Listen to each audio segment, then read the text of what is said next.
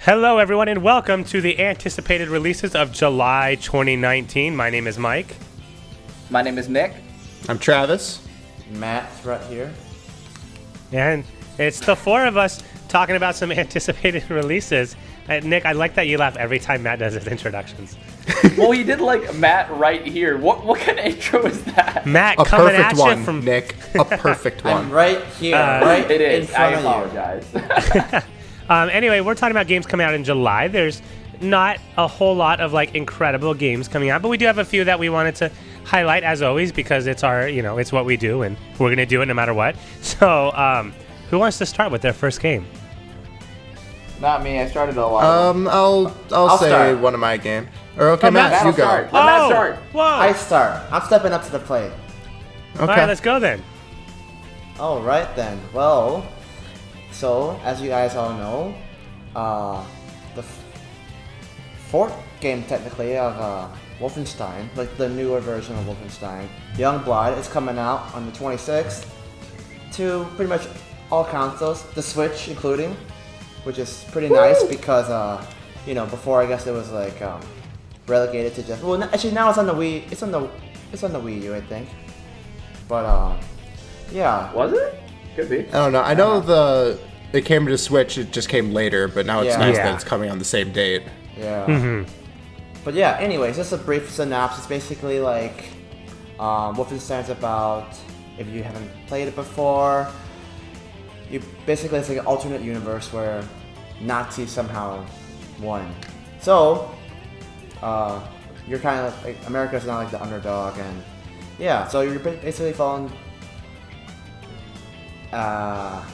this one soldier, BJ Blazkowicz, and he pretty much takes on the whole Great Reich. So yeah, basically this game, it's about, spoiler alert, he bangs this one chick, he has kids. What is going on? So his two kids now are basically like what the story is all about in the new Wolfenstein Youngblood. Hence Youngblood, because they're both young. Anyways,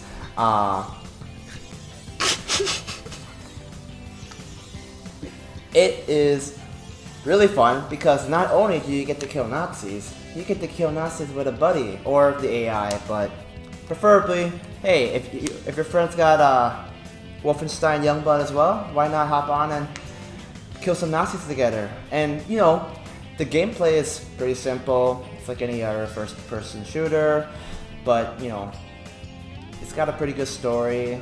You get invested in it, and you start to fall in love with some of the characters. I'm not sure like how they're gonna, branch off of like what Wolfenstein 2 was before, but yeah, but they're gonna be playing in mostly Nazi Germany, and it'll be a fun experience. It's also a chance for Bethesda to talk about a game that's not an actual mobile game. Isn't that fantastic? Yeah. At E3 they talked about so many. I think they needed more mobile game time. Travis, please don't do this to me. But yeah, it's one of the only like console games they really talked about, which is nice. Yeah, one of the things I am sad about is it is confirmed there will be no robot Hitler, which always breaks my heart. I really wanted to kill a mecha Hitler again, but What about zombie Hitler, though? So, that's yeah. true. They said no Hitler and no robot Hitler. They didn't say anything about zombie Hitler. That is true. Yeah, there you go. That was always so my that means dream zombies- for So there's Call of still- Duty Nazi There's zombies. still a possibility, yes. There is. So that does make me feel good. But no, I am excited for it. The Wolfenstein games are always fun. I know I watched Matt play through the first one, and it was fun. I've played through a few of them myself, and they're a great time. They're very high action, and they're very gory. This is actually the original Wolfenstein that came out way back when was one of the games that actually got the ESRB rating set. So many people give credit to Mortal Kombat for making it, but it wasn't just Mortal Kombat. It was the combination of both of these games because Wolfenstein was equally gory with just the amount of Didn't blood. Night Trap and have a part in that too? Yeah, there's a lot of games that did it, but Wolfenstein was the most recent release before it happened. That one in Mortal Kombat, so that's why I give those two the most credit for it. So there's always a lot of blood. In the first game, there was like a scene where some lady got her head like basically smashed into pieces, and so it's known for being a relatively gory and bloody experience. So if But you're hey, into that, that's why you need to show your ID to tell you're 18 to buy the game, unfortunately. that's straight. And we all know Matt probably gets asked that every time he goes to the store. So I do! I'm sorry. It sucks! So anyway, it's the perfect game for Matt. It's a perfect game for anyone that likes violence. So, you know. Whoa, hang I on there. I think, Any murderers like Matt. hey, it's okay to kill Nazis. All right, fine. I'll go with mine then if we're just moving on. Okay. Okay. You people don't understand the greatness of these kinds of games. Dragon Quest Builders 2, baby, is coming out. I remember when people were talking about the Square Enix conference, all you people got your Final Fantasy VII Remake, and yes, it looks fan-freaking-tastic. But the game that is fan-freaking-tastic too is Dragon Quest Builders 2. That is the worst introduction That I've done was in a while. really but either way, lame. It's called seriously, Minecraft God. Remastered. Make me vomit. Jesus. I hate you guys so much. Either way, one of the great things about it, so I played Dragon Quest Builders, the original one. I'm still waiting for that to go way, way cheap. And I'll be honest, this is one of my most anticipated releases that I probably won't play for another year and a half, to be honest. But the original Dragon Quest Builders was a huge surprise to me on how goddamn fun it was. The most basic description I can give with it is it's Minecraft, but with a more, I would say, relevant story mode whatsoever. But in my mind, it never really felt like that. It felt like there was a bigger purpose on what you were doing. Like you had your own imagination to go through with Minecraft, and for someone like me, it didn't really originally appeal to me. I'll just mess around in this world for a little while. I could do that with any other one. There's nothing that really drew me to Minecraft overall. But Dragon Quest Builders had enough of a push when you're playing the game to want you to continue the story and to keep expanding your settlement and to keep recruiting new members and to just keep making it larger and larger. And just playing around with the demo on the original Dragon Quest Builders, I thought, oh, okay, I probably put in like 10 hours, bam, 2.5 hours just gone. It absorbs you that much, and the fact that this wasn't mentioned more and actually given a lot more of a light, I'm happy I actually get the chance to talk about it because it's freaking amazing. Some of the new things that are coming with Dragon Quest Builders 2 is you can actually play with friends to create your own settlement, which already was like, all right, that's sick. So you can actually like work with people, like do co-op tasks and whatnot to progress throughout the game, and it just looks fantastic. Again, it's on the surface it seems like a Minecraft world, but the reason why they're making a second Dragon Quest Builders is because the first one was just so damn well rated and so damn well received, and I'm really sad that it really never got like the limelight. It is overshadowed by Minecraft, but there's more to do than just looking at it and seeing that it's a Minecraft clone or a Minecraft graphical update. There's way more than that, and if you haven't experienced the world of Dragon Quest, the monsters are so freaking unique and fun to see. I really encourage anybody who has not given Dragon Quest the time of day, or even Dragon Quest Builders, like even the demo a try, you should definitely try it because it was a huge shock that I would love it so much. So this is the most anticipated game for me that I probably won't play for another year and a half. Yeah. I do own the first one. Wasn't like the greatest fan of it. I'm not as passionate as Nick is, but I thought it was fantastic, man. I loved it. It's a fun time killer. It's definitely one of those games you play and then you end up playing it for like 2 hours and you didn't even notice the time go by. So, if you're into those like build, I think the issue with me is I'm not a big fan of like builder type games. The only reason I fell in love with Minecraft, I think, is because it was me and Matt playing it. And it was fun just messing around. It was so fun just watching you two. Yeah, I don't think the building aspect was all that. I'm just not a patient person. But if you're a patient person that likes to build and likes to explore, this game is fantastic. And I can only assume everything Nick says about the second one is going to make it just as fun, if not even better. Oh yeah, the co-op aspect of it, I was just like, that looks so damn fun to do. Yeah, for sure. And it was definitely missing from the first one, so it's a good improvement. Mm-hmm. So I'll do my game now. Oh, by the way, we're all doing like pretty much one game today because there's 4 of us, so it makes it a little easier. Just in case you're curious why it's a little different, I'm doing a game called Kill la Kill. Don't know why I chose this game. I kind of looked at the list and I said that one has kind of a cool name. I had no idea what it was. I looked it up and I was overloaded with boobs. So if you like that, this game is all good we for have to you. say about it? Yeah, who's next? No.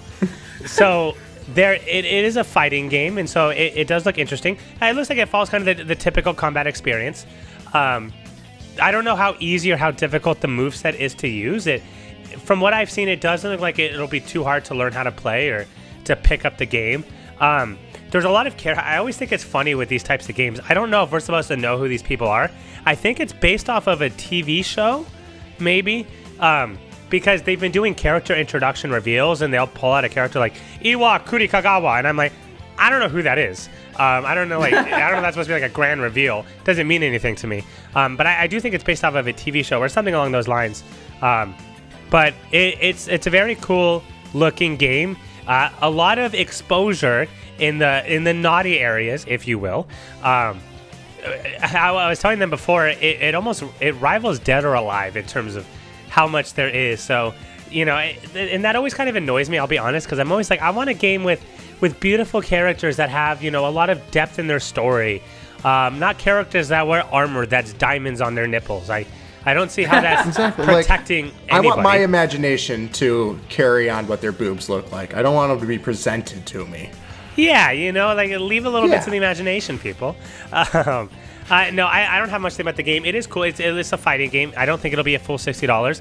It's coming out to the Nintendo Switch, which I always like to mention because we're a Nintendo-based channel. And so, if you're looking for another fighting game, pick it up. Just don't play it with your parents in the room, and I think you'll have a great experience with this one. Like Dead or Alive 6. Basically. Yeah, it kind of looks like Skullgirls when I was looking at it in terms of just the art style. Yeah, it definitely does. It definitely has that more anime style, not like the realistic graphics or anything like that. Yeah. Travis, what you got? Okay, so speaking of games that are coming to the Switch, probably the most anticipated release that everyone is talking about is Marvel Ultimate Alliance 3: The Black Order. Yeah, so I saw some Treehouse gameplay of it. It looks very typical. You get 4 Marvel characters among all of the universes, and they all have like their little set of abilities. Thor can fly, Iron Man can fly, all that fun shit. From I watched Game Explain talk about it, and they said that it was very difficult to keep track of your person, which I was like, that probably means that you're just spamming abilities and it's just like a screen flooded of lasers and everything, which if you were playing 4-player, that definitely happened in all the previous games, because I played the first one on my Xbox, I believe, and then I also played the X-Men games that play very similarly, where you're a character, you have your set abilities, you unlock trees, yada yada. This one, I don't know how expansive the tree thing was, but I know you had 2 different buttons that were your specials, and then all the other ones were typical melee attacks. So if you like the Marvel universe, it looks like it could be cool because you can have literally any combination you want. I know I would have Deadpool on my team for sure, because who doesn't like a good Deadpool, right? But yeah, that's pretty much the game. It looks pretty straightforward. I just like that you can also be Magneto. I like it when you can be villains. Mm-hmm. It's fun that way. Exactly. Everyone wants to be a bad boy sometimes. It makes sense because Matt's a murderer. I'm sorry, Matt. I mean, no, in terms of I was actually one of the people who saw this reveal at the Direct, not at the E3 one, but a while before that. It looked pretty interesting to me. Me personally, it seemed like a little bit of a...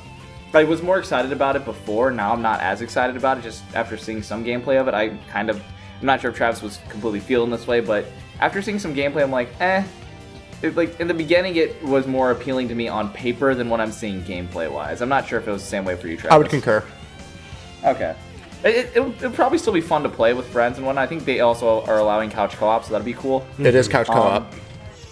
So, yeah. It has some things that would draw some people to the game. Me, personally, I thought I was going to be like, oh, this was going to be a pretty early buy for me. Nah, I'm probably going to skip on it unless we decide to do something with the game. I'm probably just going to skip on it. Right. Yeah, if it's $60, I'm probably going to skip on it too. But if you are, if you're into those type of games, it does look interesting. And, there's so many Marvel characters now that people will actually be familiar with. So, it's pretty cool. And this is going to kind of be the hold that you're going to have, or the intermittent time that you're going to have before Square Enix basically comes out with their Marvel game that they have announced, which, oh man, I got my qualms with that one already. Yeah, I mean, you will see how it ends up turning out. I'm excited for it in some ways, and then, we could Extremely always... skeptical in others. Yeah, we could save that for another video if we want to talk about that at some point, but I don't know. It'll be interesting, to say the least. Yeah. So we're terrible at planning, and I thought somebody else was going to mention it. Can we mention the actual one release for the Switch that everybody is Yeah. So expecting now there's a game that all of us are actually interested in. Nick, you should probably introduce it because it's your babies. Fine. So I'm a huge fan of... I was about to make a joke and go into Dragon Quest Builders 2 again. No, it's Fire Emblem Three Houses. This is probably one of the biggest releases, one that I've actually been pretty excited about for a little while.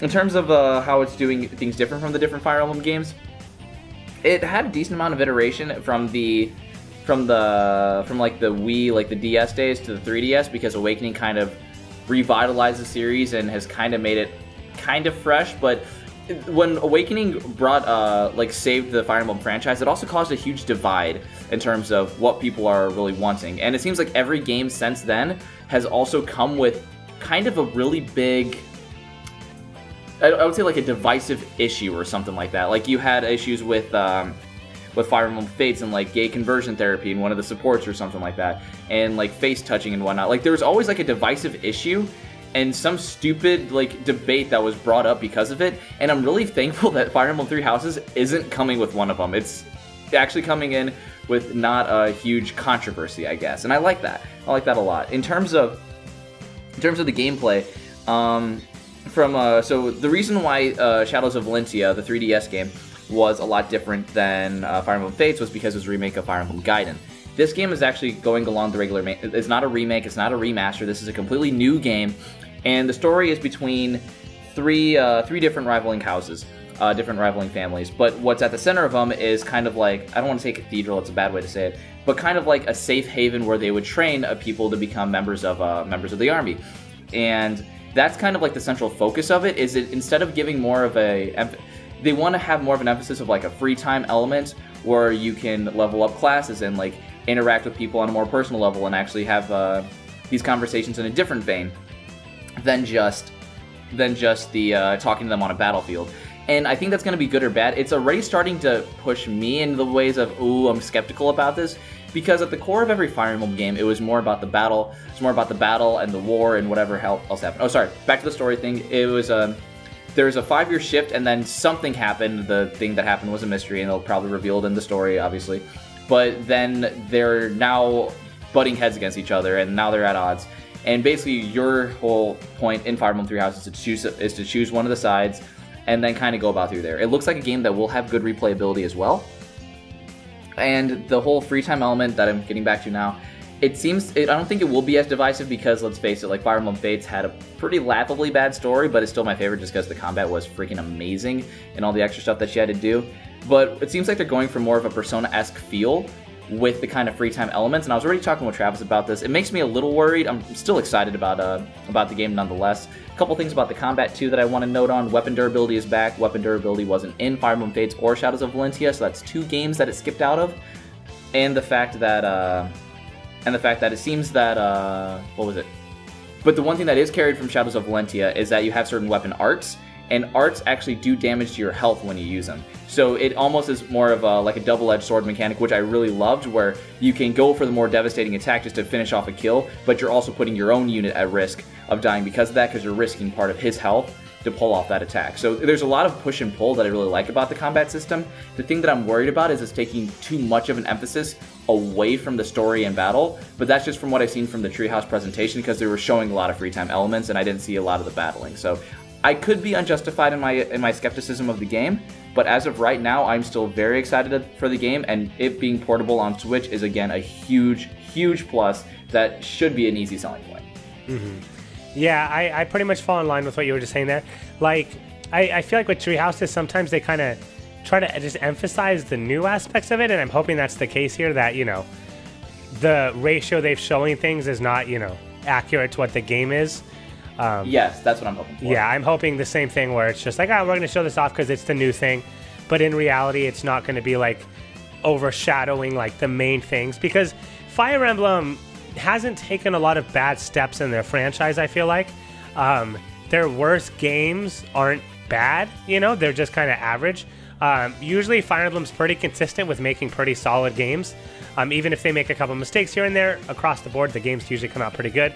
So, I'm not myself too worried about the game being bad. But again, we won't really know until the full game is out. And so, like I said, I'm going to remain hopeful. I have the game on pre-order because it's a company that I trust, and it's a game series that I trust to make a game that I'll like. So, that's the reason I did that. But again, we won't know for sure until, release dates. Yeah, it seems to still have like the really nice, robust class-changing system in that kind of vein. The battles do seem to be there. For me personally, the things that I always loved is having a very unique, engaging combat where when you go into a map, you always have like a different scenario. It's like a what-if situation where maybe there's a certain person that, like one of my favorite chapters was in Shadows of Valentia, where Matilda was like in a jail cell or whatnot. There's archers that are slowly chipping away at her health, and while Matilda's a badass and can defend herself the entire time with it, like with a javelin or whatnot, you're constantly on the clock, but they're just putting up like a stone wall, and you keep trying to punch through a stone wall just to get to the point where you can save her and like recruit her for your party. And that's the kind of concept that I love in the battles. If it's just, oh, there's mercenaries outside, let's take them out. All right, cool. That doesn't do anything from like a tactical sense. Like Sacred Stones had like battles on the map where it was like that. Same with Shadows of Valentia. And if it's like side stuff, I'm okay with. But if it's just time fillers, just battling, and the central focus is like the school, I won't like that. Right.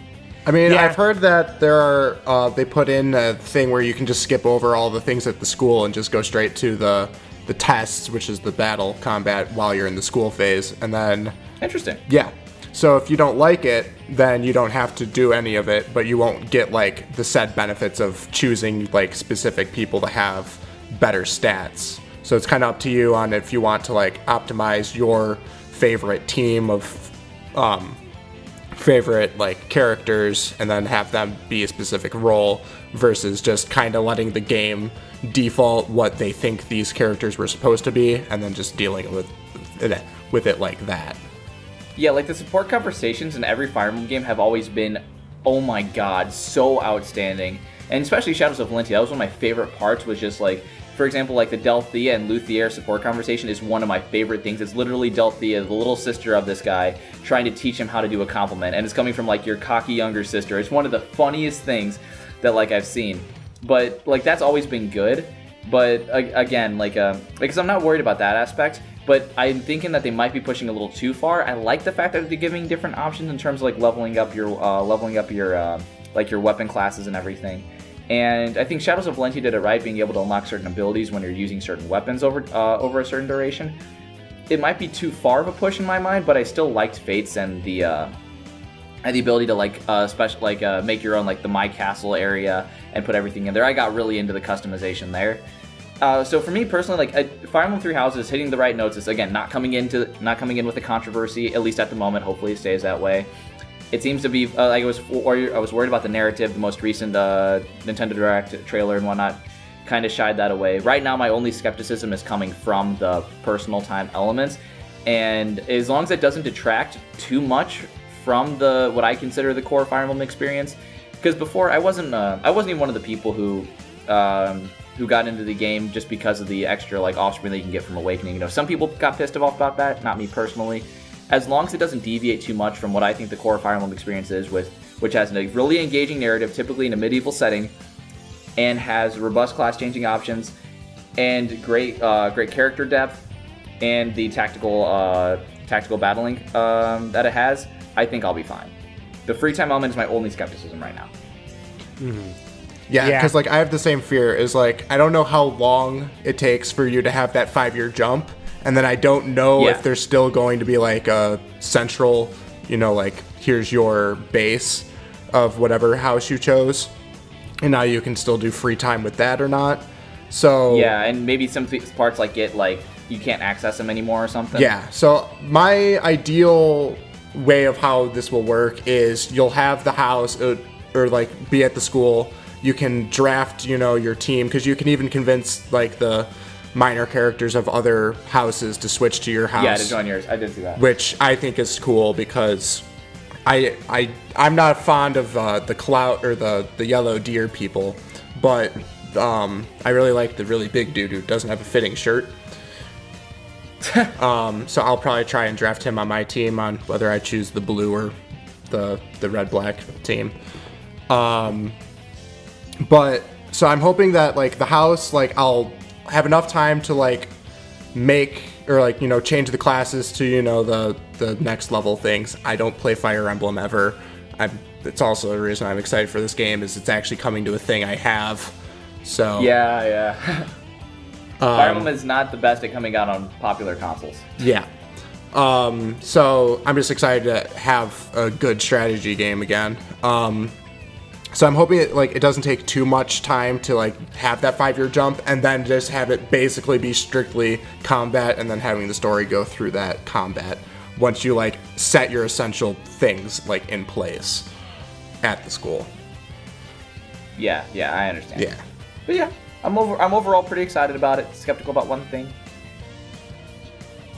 Yeah, but if it lasts too long, it would be a big deal. So that is true. I'm curious to see how as long as it works. doesn't detract too much from it. Exactly. And I can only playing the game and seeing it for myself is where I can be the judge of that. Because I do get into side content a little bit too much. So we'll see. Oh, you and I both, bro. Yep, very similar to that vein. Well, I think that's it, Mike, if you want to wrap it up. Yeah. So again, let us know, you know, what games you're interested in, if there are ones that we talked about. Fire Emblem, Three Houses, and Wolfenstein are kind of the two big releases coming out this month that I think people are hyped for. There's also a couple other Switch games always coming out. You know, there's Stranger Things 3, Attack on Titan 2. There is something called AI or AL, the Somnium Files. So quite a few games coming out for the Nintendo Switch in case you're interested in picking up a couple games, as always. So let us know what you'll be buying, if you'll be buying one that we talked about or something else. Again, as always, if there's an indie game that's not on the list that you're really hyped for, let us know, because we always like finding little hidden gems that may not pop up on the list that we check. So with that being said, thanks everyone for watching, and we'll see you next month. Thanks, guys. Bye. Bye.